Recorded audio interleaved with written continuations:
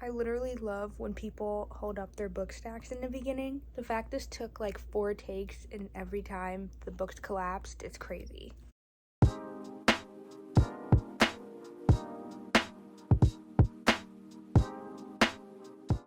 Hello everyone, welcome to my channel. My name is Kiara, aka Kiara's Bookshelf, and for this week's video, I will be doing fantasy book recommendations of my favorite series. I am actually really excited for this video. This was a last minute decision, but I'm really happy because I just realized I don't ever see these books on Booktube, and at this point I'm not really sure how old they are now, but I'm really excited that hopefully I can influence some of you to buy some of these. So for this video, I have a total of 9 books. I'm really excited because for the first time ever in a series, at least one that I'm reading, the series was done by 3 different authors, which is really cool. The authors are Elizabeth Lim, Jen Coalina, and Liz Broswell. So that's really exciting. If you are a fan of Disney retellings and fantasy in general, then please stay tuned and I really hope you enjoy. So the first one I am going to talk about is Reflection, which is a Mulan retelling, and it says, what if Mulan had to travel to the underworld? I picked this one first because I think this was actually one of the coolest concepts, and even though I'm not like a big Mulan fan, I really enjoyed reading this book. When Captain Shang is mortally wounded in battle, Mulan must travel to the underworld Daiyu in order to save him from certain death. But King Yama, the ruler of Daiyu, is not willing to give Shang up easily. With the help of Shang's great lion guardian Shishi, Mulan must find Shang's spirit and leave by sunrise or become King Yama's prisoner forever. Mulan, still disguised as a soldier Ping, wrestled with the decision whether or not to reveal her true identity to her closest friend. Will Mulan be able to save Shang before it's too late? I loved this story, I guess, because I feel like there aren't a lot of books that talk about like the afterworld or the like afterlife aspect, and I thought it was really refreshing, and I also thought it was really cool because it was actually a lot of action in this book, and when I was reading it, like, I could really feel how high the stakes were, and I think that was really cool. Like, the whole time I was definitely wondering, like, is she going to win or is she going to fail, especially because this is considered like a retelling, a twisted tale. I wasn't sure, if these types of books would get happy endings or not. So I think it was really cool, just not knowing like what such a popular, story is like, how a popular character is going to end up. And I think it's really like definitely one of my favorite books in the series, 100%. So the next book I'm going to talk about is The Little Mermaid retelling, and this centers around Ursula and Ariel, and this says, what if Ariel had never defeated Ursula? I definitely feel like some of these books I was excited for and some of these books I wasn't. This was definitely a book I was really excited for because I always loved The Little Mermaid growing up. And so, like, I don't know, when I was like, I honestly didn't know what I wanted to read first, and I just remember just constantly staring at this one, and I was like, you know what, I'm gonna have to go for it. This is gonna have to be my first introduction to the series, and I'm actually really happy that I did that, because it was really good. I loved how like Ariel was so, like, I think in this one she didn't have her voice just like in the movie. And Scuttle was there, and like Sebastian, which is cool. I like that the side characters are still in the book. It's just kind of like a continuation of their failures. I don't know, that it was really cool. And this one says, It's been 5 years since the infamous sea witch defeated the Little Mermaid, taking King Triton's life in the process. Ariel is now the voiceless queen of Atlantica, while Ursula runs Prince Eric's kingdom on land. When Ariel discovers that her father might still be alive, she finds herself returning to a world and a prince she never imagined she would see again. Will Ariel be able to overthrow the murderous villain set on destroying her home and the world she once longed to be a part of? Follow this tale of power, love, and a mermaid's quest to reclaim her voice. So, you heard right. In this, King Triton is kind of like not really there. I thought it was really interesting that they decided to do that. I guess, honestly, I wasn't really affected by it. I think, this is Ariel's story, so it kind of makes sense that King Triton would be kind of gone or whatever.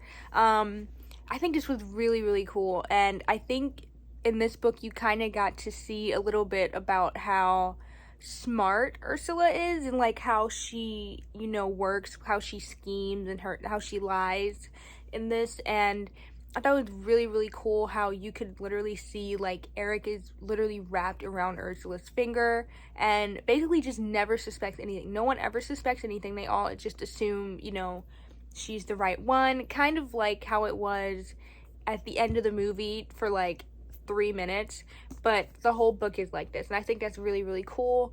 Oh, and in this one, I believe she doesn't talk, so it's kind of a little bit like the Brothers Grimm tale, just as far as that point. She's not in pain or anything in that one, but I do like that this author kind of brought in a little bit of that element, because I thought that was really cool. So the next book in this series is As Old as Time, which is a Beauty and the Beast retelling, and this says, what if Belle's mother cursed the beast? I think this one was really, really fun. I loved the Beast and Belle's dynamic in this, because I feel like in the Beauty and the Beast movie you didn't really get to see much of that, because the Beast was seen as so angry and aggressive the whole time. In this one, I think he's a lot calmer in certain scenes, and I actually like him and Belle together. I think they work really well more as friends in this book than lovers, which I think is actually okay, and I think it's more realistic. But I think this was interesting because it kind of centers around Belle's mom and the thought that she is the one who cursed the beast and basically the entire kingdom, which I thought was really, really interesting, because I always forget that in Beauty and the Beast technically isn't the only one cursed. It's everyone that was in that house, but also everyone in the kingdoms. They were just left to suffer, which I think was crazy. But yeah, I think this one was kind of like a mystery, kind of, because they were just searching for her the entire book, which is cool. As Old as Time. Could Belle's mother be the one who cursed the beast all those years ago? Belle is a lot of things. Smart, resourceful, and restless. Belle also happens to be the captive of a terrifying, angry beast, and that is her primary concern. But when Belle touches the beast's enchanted rose, intriguing images flood her mind. Images of the mother she believed she would never see again. Stranger still, she sees that her mother is none other than the beautiful enchantress who cursed the beast, his castle, and all its inhabitants. Shocked and confused, Belle and the beast must work together to unravel a dark mystery about their families. So, like I said before, I really like the dynamic of the Belle and Beast, and I'm pretty sure, in this series, you do kind of still get, Chip and Mrs. Cup, and you get all of the side characters as well, but you also get their point of view of how things went down and how they feel about it, because I feel like in the movies, you knew they were sad and you didn't want to go through, they didn't want to become household objects, but in this one it kind of gives a backstory more of what their lives were like and how happy they truly were before this curse happened. And I think it also kind of makes you see that the enchantress, aka Belle's mom, was very petty. I don't remember exactly what happened, but it was like a very small incident that made her curse everyone, and it was literally crazy. I think like the moral of the story, don't have a short temper, and maybe sometimes it's just better to not know who a parent is, because like I remember her reaction in this, like she was kind of like devastated, which makes sense because it's like, one, how did your mom become this powerful witch, but two, like how could she do that, because the town was like, it was struggling a lot, like right after the curse. So I think that's interesting. Like she basically had to look at her dad and look at her mom and just kind of think like, you two are the way you are, and why am I like this, So the next book I'm going to talk about is Straight On Till Morning, and this is a Wendy, Peter Pan, and Neverland story.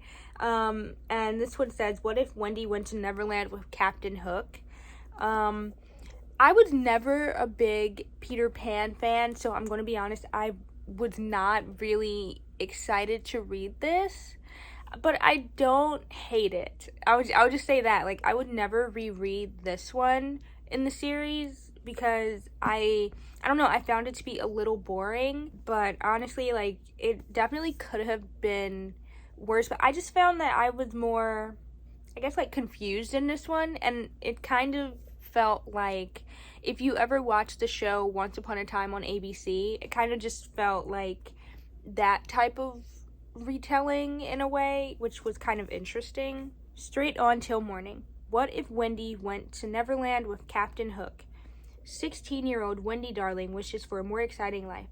So when an opportunity to travel to Neverland on a pirate ship presents itself, Wendy makes a deal with the devil. But Neverland isn't quite the place she imagined it would be, and a little pixie named Tinkerbell seems less than friendly. Then Captain Hook reveals some evil plans for Neverland, and it's suddenly up to Wendy and Tinkerbell to save Peter Pan and his world. Yeah, I don't know. I don't really have much to say about this one. Like, I definitely, like I said, like, I wouldn't reread it. But if you love Peter Pan and Wendy and all that, then I think this would be a good story for you. Like, it was definitely interesting, but I personally just don't like pirates and stuff. So the next book in the series is So This Is Love, which is a Cinderella retelling. And Cinderella is my all-time favorite Disney movie, I would like to think. So I was really excited to read this one. And this one says, what if Cinderella never tried on the glass slipper? Which, very intriguing to me. Unable to prove that she's the missing princess and unable to bear life under Lady Tremaine any longer, Cinderella starts to work at the palace as a seamstress. However, when Cinderella finds herself witness to a grand conspiracy to take the king and the prince out of power, she is faced with the questions of love and loyalty to the kingdom. Cinderella must find a way to stop the villains of the past and present before it's too late. I like this one a lot because I feel like the prince and Cinderella, like, they weren't close at all. I think it was like, the way it started was like Cinderella literally talking about her failures to get the prince and to move on.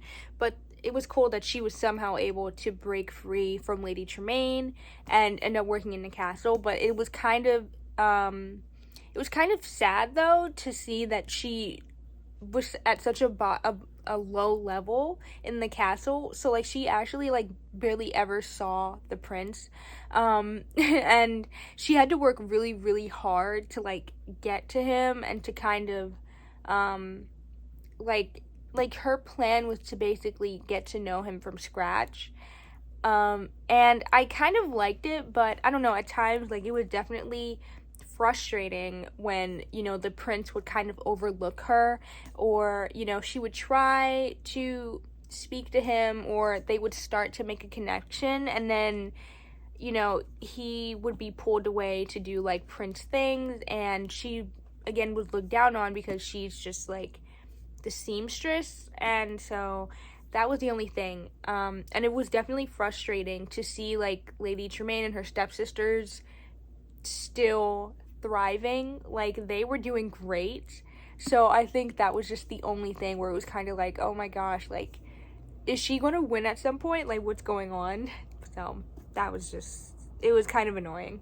So this next book is definitely one that was definitely a little more confusing to me when I was reading it, and that is Once Upon a Dream, which is a Sleeping Beauty retelling, and this one says, what if Sleeping Beauty never woke up?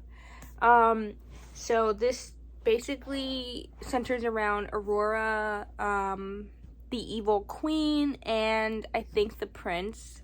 And the synopsis for this one says, what if Sleeping Beauty never woke up? It should be simple. A dragon defeated a slumbering princess in a castle, a prince poised to wake her. But when the prince falls asleep, as his lips touch the fair maidens, it is clear that this fairy tale is far from over. With the desperate fairy's last curse controlling her mind, Princess Aurora must escape from a different castle of thorns and navigate a dangerously magical landscape created from her very own dreams. Aurora isn't alone. A charming prince is eager to join her quest, and old friends offer her help.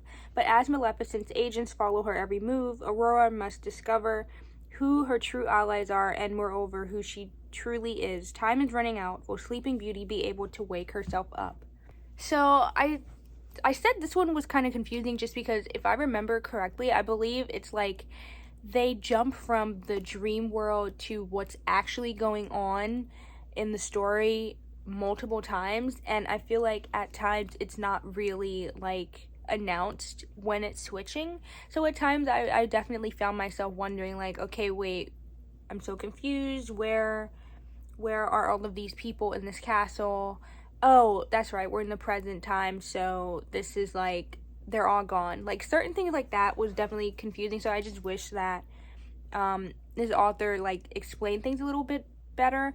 But I will say this one, to me, felt kind of like one of the darker books in the series. I don't know what it was about it. Like, it had, like, a very eerie, ominous vibe to it. So that was really, really cool.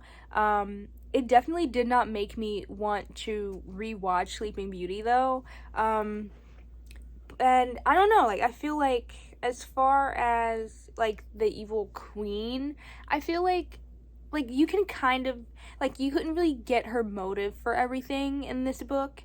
There were definitely scenes where, you know, she would use her powers. It was actually a lot of scenes, a lot of magic, where she was just, you know, in the woods or something, like, you know, but I don't know, I wish there was more of a motive to this. Like, it just seemed very, like, unplanned, I guess. Very spontaneous, that's the word. And the queen, like, she kind of, like, after she won, she just kind of was like, okay, whatever.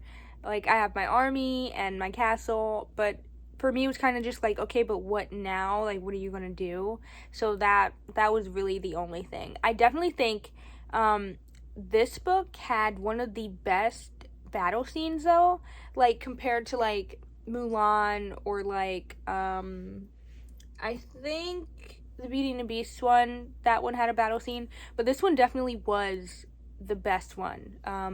I found it was really, really cool to read, and it was long, but it wasn't too long. So I definitely think this is definitely a more detailed book in that aspect, which is really, really fun. If you love battle scenes and things like that, this is definitely a book for you.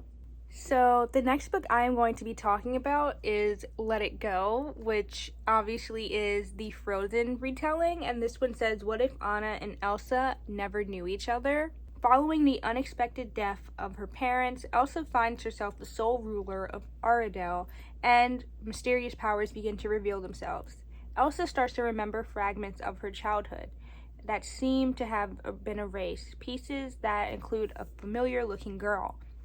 Determined to fill the void she has always felt, Elsa must take a harrowing journey across her icy kingdom to undo a terrible curse and find the missing princess of Arendelle. So I thought this one was kind of cool because, I mean, as the synopsis says, Anna and Elsa don't know each other, so they are not related in this book, like, at all. And I like this one because it kind of depicts both of them as a villain. Honestly, in the beginning, it depicts Elsa more as a villain than Anna, but then definitely towards the middle, it starts to shift a little bit, and it seems like Anna, like, has her own kind of agenda and things like that, and I think that's kind of cool. And in this one, I just realized, I believe this is actually dual POV, which is really cool. Like, you get to see Anna and Kristoff together, but then Elsa is like kind of alone, which is interesting. I think Olaf is also in this with Anna. I thought it was interesting that they were all together in this book, because they definitely did not know what to expect from this queen. I think just like in the movie, there was the ice castle. Elsa made guards just like in the movie, and you actually get to see like Anna and Kristoff like fight the guards and stuff, which is really, really cool. Yeah, I definitely think this one was a pretty solid book. And if you like Frozen, I definitely would recommend this, but if Frozen was not your favorite and the concept in general was not your favorite, I definitely would say skip this one, because like, even though it's very short, I will say at times like it was fast paced at certain scenes, and in other scenes it seemed to kind of drag on. So I think that's like the only thing. So the next book in this series is A Whole New World, which is the Aladdin retelling. And this one says, what if Aladdin had never found the lamp? So this one is, Aladdin is a street rat just trying to survive in a harsh city, while Jasmine is a beautiful princess about to enter an arranged marriage. Their worlds collide when the Sultan's trusted advisor suddenly rises to power, and with the help of a mysterious lamp, attempts to gain control over love and death. Together, Aladdin and Jasmine must unite to stop power-hungry Jafar tearing the kingdom apart in the story of love, power, and one moment that changes everything. So this book was actually really, really cool, because you kind of see the power dynamic between Jafar and the genie. And it was honestly really, really sad. Like, I felt bad for the genie the whole time, because honestly, Jafar is the one who found the lamp, and he basically, I believe, I don't remember what wish he did, but one of the wishes that he did was able to capture the genie, and he basically had infinite wishes to a certain extent. And it was really, really sad, because he could literally like wish for someone to kind of like lose their house or something, and the genie would have no choice to do it. And it was really sad. Like, the genie was sad the entire book, which makes sense, but I don't know. And Aladdin, like, I liked the fight scenes between Aladdin and the Sultan, and seeing Aladdin and Jasmine kind of like meet and talk in a different setting, I think was really, really interesting, because in this one, like, Aladdin is, they called him a street rat, so he was basically poor, and Jasmine at some point snuck into the city to see him and see where he lived. And I thought it was interesting, because I feel like we don't actually get to see a lot about Aladdin's life, like where he's from and stuff like that. So it was interesting to kind of learn about like the I guess like street rat life, and what they have to do to survive, like how they have to steal, and things like that. And it was very interesting to see Jasmine kind of like get her hands dirty a little bit, I guess, like in the city. So that was definitely really, really cool. And I like that she, in the beginning, was always kind of like, she was very, very sneaky and conniving in a good way, until Jafar took over and everything kind of like got a little I want to say like gray in that area, but it was just really, really interesting. I really hope that you enjoyed this week's video, and if you are thinking of reading this series, please let me know. Also, if you read the series already, what are your top 3 favorite books and your least 3 favorite books in the series? I would love to see what everyone's opinions are. And also let me know, where do you stand on Disney retellings? Because I feel like it's been done kind of a lot with like the Brothers Grimm, the Once Upon a Time show, and now with these books. So yeah, I would love to see, like, you know, where everyone stands with this type of stuff. And thank you for watching. I hope you enjoyed this week's video. Please be sure to like, share, and subscribe. I post every single Wednesday, and I'm really excited to keep this going. In a couple of weeks, I plan on doing a Percy Jackson reading vlog, so please stay tuned for that. Yeah, definitely expect that in the next couple of weeks. Bye!